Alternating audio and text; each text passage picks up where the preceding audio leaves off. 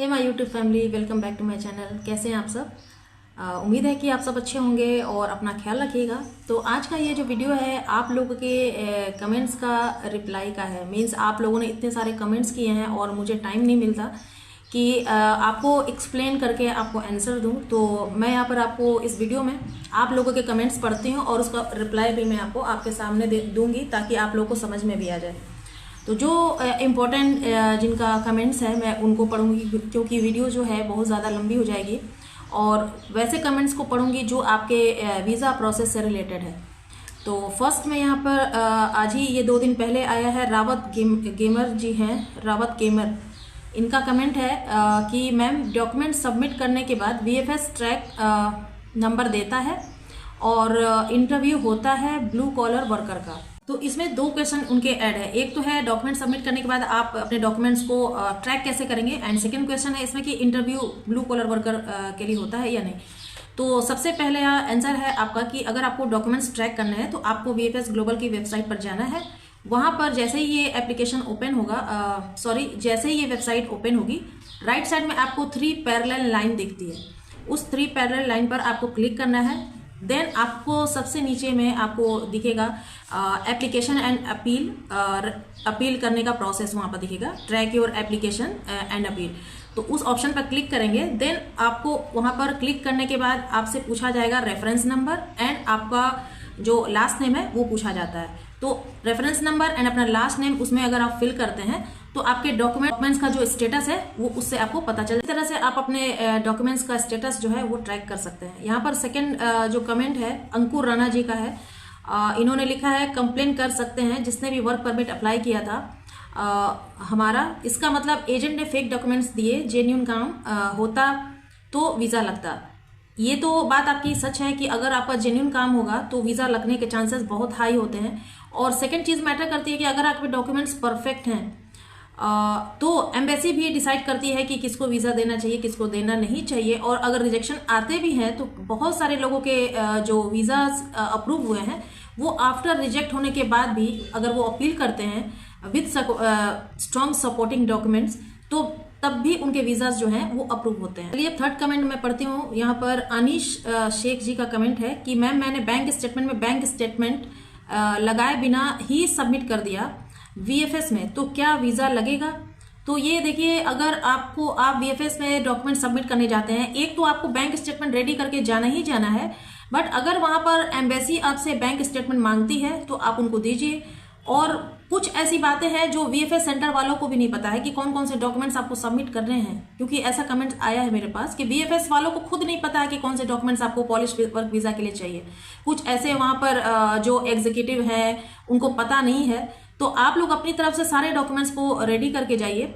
Bank statement तक भी आपको रेडी करना है और इसके लिए मैंने फुल वीडियो भी अपडेट किया है। पूरा क्लियर मैंने बताया है कि बैंक स्टेटमेंट चेकलिस्ट में मेंशन नहीं है, बट आपको इसको रेडी करके जाना है। सपोज अगर एम्बेसी आपसे मांगती है तो आप वहां उनको प्रोवाइड कर सकते हैं। स्टेटमेंट को लेकर के यहाँ पर अनीस शेख जी को रिप्लाई करते हैं संजू बाबा।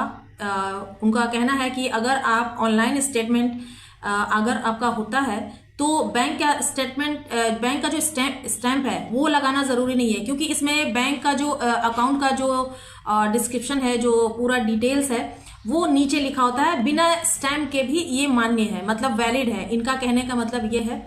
तो आप लोग अगर ट्रस्ट करते हैं, अगर आप चाहते हैं कि वीज़ा का प्रोसेस सही तरीके से किया जाए तो इस तरह की बातों पर आप लोग ध्यान मत दीजिए। अभी मैं वीज़ा का प्रोसेस बताती हूँ आपको कि किस तरह से आपको डॉक्यूमेंट्स को रेडी करना है। मैंने बैंक स्टेटमेंट का भी फुल वीडियो जो है बहुत बार अपडेट किया है। उसमें मैंने बताया है कि अगर आप ऑनलाइन बैंक स्टेटमेंट निकालकर आप वीज़ा प्रोसेस के लिए लगाते हैं तो वो 100% रिजेक्ट होगा। और यहाँ पर जो आपको गाइड किया गया है कि ऑनलाइन स्टेटमेंट लगा सकते हैं और उसमें स्टैंप लगाना जरूरी नहीं है, तो ये बिल्कुल गलत है। अगर आप ऑनलाइन स्टेटमेंट और उस पर विदाउट स्टैंप आप जाकर के बैंक स्टेटमेंट वीज़ा प्रोसेस के लिए लगाते हैं तो वो रिजेक्शन होता है। आपको जब भी बैंक स्टेटमेंट लगाना है आपको बैंक से जाकर के वहां पर आप स्टेटमेंट बनवाइए, वहां से बैंक का सिग्नेचर लीजिए, फिर उसके बाद उस पर स्टैंप लीजिए, जो कि सील डॉक्यूमेंट आपको मिलता है बैंक की तरफ से। तो ये जो स्टेटमेंट बनकर आता है ये आपके वीज़ा प्रोसेस में सबमिट किया जाता है। तो वीडियो को आप लोग फुल वॉच किया कीजिए और ध्यान से सुनेंगे तो आपको सब कुछ समझ में आएगा कि किस तरह से आपको डॉक्यूमेंट्स को रेडी करना। कमेंट है वसीम अहमद जी का। इनका कहना है कि क्या हम थाईलैंड से फाइल सबमिट कर सकते हैं क्या? तो आई थिंक आप थाईलैंड में हैं वसीम जी, तो थाईलैंड में भी पोलैंड की एम्बेसी है बैंकॉक में, बैंकॉक से भी आप अपने फाइल को सबमिट कर सकते हैं।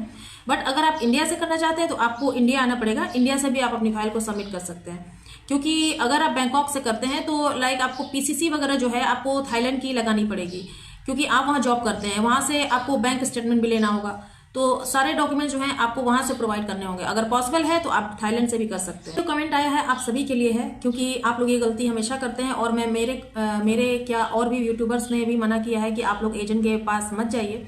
तो ये आपके ऊपर डिपेंड करता है कि आप कब तक एजेंट के पास जाते हैं और कब से आप जाना बंद करेंगे। तो ये जो कमेंट आया है नेपाल से आया है, और उन्होंने क्या किया कि एक एजेंसी से बात की पोलैंड वर्क वीज़ा के लिए, जो कि सीजनल वीज़ा है, और सीजनल वीज़ा के लिए वहाँ के जो एजेंट है उन्होंने 9.5 लाख रुपए जो है उन्होंने चार्ज बताया है कि आप 950 लैक्स जो है अगर आप देंगे तो आपको सीजनल वीज़ा मिलेगा और 4 महीने में आपका काम हो जाएगा।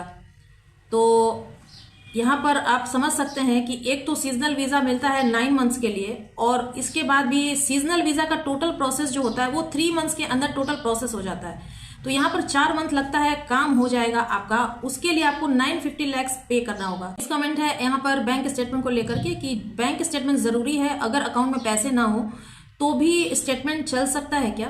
तो देखिए, जब तक अकाउंट में आपके फंड्स नहीं होंगे तब तक कौन से बेसिस पर आपका बैंक स्टेटमेंट जो है वो रेडी होगा। तो जब तक आपके अकाउंट में फंड्स नहीं होगा बैंक स्टेटमेंट आपका रेडी नहीं हो सकता। और बैंक स्टेटमेंट रेडी करने के लिए आपके पास जो सैलरी अकाउंट है या सेविंग अकाउंट है, आप इन दोनों में से किसी भी अकाउंट से आप अपना बैंक स्टेटमेंट रेडी करवा सकते हैं, लेकिन उसमें जो है इनफ्लो एंड आउटफ्लो की कंसिस्टेंसी आपको दिखानी पड़ेगी, तब जाकर के बैंक स्टेटमेंट रेडी होता है। तो इन सब चीज़ों को, इन सब स्टेप्स को आप फॉलो कीजिए, तो बैंक स्टेटमेंट प्रॉपर जो है वो रेडी होगा, और बैंक वाले ये आपको स्टेटमेंट रेडी करके देते भी हैं। और ध्यान रखिए कि अगर आप लोग स्टेटमेंट रेडी करवा रहे हैं तो उसमें बैंक का स्टैम्प एंड बैंक का सिग्नेचर विद सील एनवेलप होता है। इस तरह से बैंक स्टेटमेंट आप रेडी करवा। कमेंट है यहाँ पर बापी तरफदार जी का, उनका कहना है इंश्योरेंस को लेकर, टाटा इंश्योरेंस अगर उनको लेना है तो कितना चार्ज लगेगा। तो सबसे पहली बात तो आपको जब इंश्योरेंस लेना है वर्क वीजा के लिए तो आपके चेकलिस्ट में मेंशन की गई है कौन कौन सी कंपनी से आप इंश्योरेंस ले सकते हैं। तो वहां पर आप किसी भी कंपनी को चूज कर सकते हैं जो वहां पर मेंशन की गई है पॉलिश वीजा के लिए। अगर आप उस कंपनी से इंश्योरेंस लेते हैं तो वो लोग आपको पैकेज बताते हैं, क्योंकि 30,000 यूरो का जो आपको इंश्योरेंस लेना है आपको वहां पैकेज बताया जाएगा।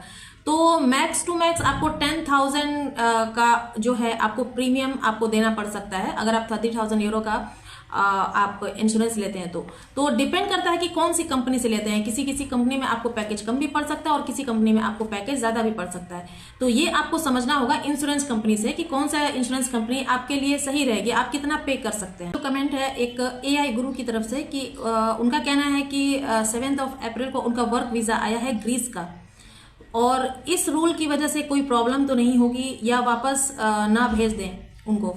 तो इनका कहने का मतलब है, मैंने एक वीडियो अपडेट किया था EES सिस्टम के बारे में, पूरा डिटेल में मैंने बताया है कि इस सिस्टम को आने का क्या फायदा है और क्या नुकसान है, इसके बारे में मैंने बताया है। देन उसके बाद ये कमेंट आया था मेरे पास कि ग्रीस का वर्क वीजा आया तो क्या कुछ प्रॉब्लम हो सकती है। तो प्रॉब्लम आपको ऐसे नहीं होगी, अगर आप इलीगल माइग्रेंट हैं तो आपको प्रॉब्लम हो सकती है, अगर आपके पास डॉक्यूमेंट्स नहीं है तो आपको प्रॉब्लम हो सकती है। क्योंकि जब भी आप एयरपोर्ट पहुंचेंगे, पूरे यूरोप में ये EES सिस्टम जो है लागू कर दिया गया है। अगर आपके डॉक्यूमेंटेशन में कुछ भी उनको फॉल्ट दिखता है तो आपको वहां से रिटर्न भेज दिया जाएगा। तो मेक श्योर कीजिएगा कि जब भी आप यूरोप में एंट्री करें ओरिजिनल डॉक्यूमेंट के साथ आप एंट्री कीजिए। यहाँ पर जो कमेंट आया है एक नेपाल से आया है, उनका कहना है कि 20 अप्रैल को उनका अपॉइंटमेंट था। क्योंकि कमेंट मैं बाद में पढ़ रही हूँ तो मेरा काम है आपको बताना कि जब भी आपकी अपॉइंटमेंट की डेट आए। और यहाँ पर उनका कहना है कि उनकी अपॉइंटमेंट डेट 20 अप्रैल को है और उनके पास आज मेल आई है, मीन्स 19 को मेल आई है या 18 को मेल आई होगी। तो क्या पॉसिबल है वहां पहुंचना? मीन्स कहने का मतलब यह है कि अगर वो नेपाल से हैं तो मे बी दिल्ली से उनका अपॉइंटमेंट होगा और इंटरव्यू भी उनका दिल्ली में होगा। तो क्या वो पहुंच पाएंगे उस टाइम पर, या फिर इंटरव्यू को जो है रीशेड्यूल कर सकते हैं? तो मेरा सजेशन ये है कि जब भी आपके इंटरव्यू की डेट आए आप लोग पहले से ही रेडी रहिए। रीशेड्यूल करेंगे तो हो सकता है कि नेक्स्ट टाइम एम्बेसी आपको इंटरव्यू के लिए ना बुलाए। और आप लोग इंटरव्यू को लेकर के आप लोग को डरना नहीं है। अगर आपका इंटरव्यू होता है तो कोई ना कोई ऐसी बात आपके वर्क परमिट पर या डॉक्यूमेंट्स में ऐसा कुछ पावरफुल होता है जो एम्बेसी आपको इंटरव्यू के लिए बुलाती है। पर मेरे लिए कॉम्प्लीमेंट तो आपने दिया है, अच्छे अच्छे कॉम्प्लीमेंट्स आप लोगों ने दिए हैं मेरे लिए कि आपको इन्फॉर्मेशन मेरी अच्छी लगती है। और साथ ही साथ यहाँ पर पोलैंड के लिए भी अच्छे अच्छे कमेंट्स आए हैं। इसमें श्याम गाडवी जी ने लिखा है, I want to go Poland because there good salary, Poland is fastest growing country, their rules every year salaries is increase. तो अच्छी बातें लिखी हैं उन्होंने इस कंट्री के लिए, और मुझे भी सुनने में अच्छा लगता है कि आप लोग की थिंकिंग इतनी अच्छी है। अगर आप लोग जाना चाहते हैं तो कुछ सोच कर ही आप जा रहे होंगे। नेक्स्ट कमेंट है उस कंट्री के लिए ही, I want work in Poland because in Poland too much money better than India and there are good weather and clean area and I will got more money, so happy family and myself, that's why I want to go there। तो आप लोगों ने कुछ अच्छा देखा है, जिन लोगों ने कुछ अच्छा देखा है तभी वो लोग एप्लीकेशन कर रहे हैं। अच्छा सोचा है आपने, तभी आप लोगों ने इतने अच्छे अच्छे कमेंट्स किए हैं, नहीं तो मुझे ये कमेंट्स देखने को नहीं मिलते। और नेक्स्ट कमेंट है, ये भी बहुत अच्छा कमेंट इनका आया है, I want to go to Poland because there are better job opportunities and I want to improve my skills and support my family financially.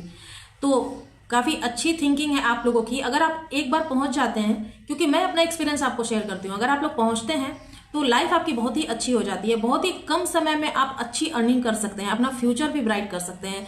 आप जितना टाइम इंडिया में वेस्ट कर देंगे, अगर आपको इंडिया पसंद है तो आप बिल्कुल रहिए, कोई दिक्कत नहीं है इसमें। बट अगर आप जल्दी से जल्दी आप कुछ अर्न करना चाहते हैं, अपने लाइफ में सक्सेस होना चाहते हैं, तो ऐसा नहीं है कि सिर्फ पोलैंड की मैं बात कर रही हूँ, फॉरेन कंट्रीज में आप उस चीज़ को बहुत ही जल्दी अचीव कर सकते हैं। तो मेरा कहने का मतलब ये है कि फॉरेन कंट्री अगर आप जाना चाहते हैं तो बिल्कुल जाइए और अपने फ्यूचर को जो है ब्राइट कीजिए। यहाँ पर नेक्स्ट कमेंट है रिजवान जी का, मैम मेरे पासपोर्ट पर कोई भी ट्रैवल हिस्ट्री नहीं है और मैं हैवी ट्रिप ड्राइवर हूँ, तो क्या मैं अप्लाई कर सकता हूँ?